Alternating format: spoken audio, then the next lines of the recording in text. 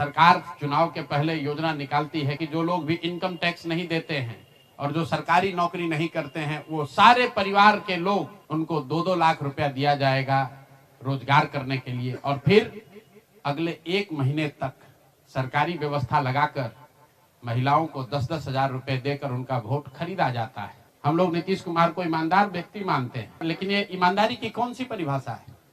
सिर्फ कॉन्ट्रैक्टर से और ट्रांसफर पोस्टिंग में पैसा लेना ही बेईमानी नहीं है। संविधान में जो बात लिखी गई है उसकी अवहेलना भी बेईमानी है।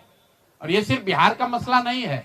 आपके जरिए पूरे देश के लोगों को ये बताना चाहता हूं, ये बिहार के चुनाव के परिणाम आप इसको गंभीरता से लीजिए, ये जनसुराज का मामला नहीं है। अगर ये चीज अलाउ कर दी जाए तो देश से लोकतंत्र खत्म हो जाएगा। कोई भी दल जो सत्ता में है वो कभी चुनाव ही नहीं हारेगा।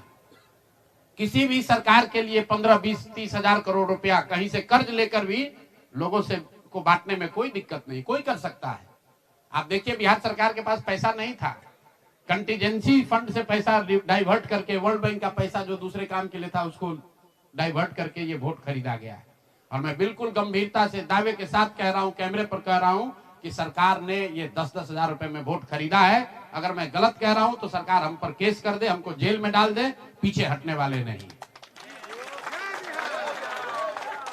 गांधी जी ने जब अहिंसा की परिभाषा लिखी है तो उसमें लिखा है कि अन्याय का प्रतिकार होना चाहिए। हमारा कोई द्वेष नहीं है, हमारा कोई झगड़ा नहीं है, हमारी कोई लड़ाई नहीं है, लेकिन ये अन्याय है।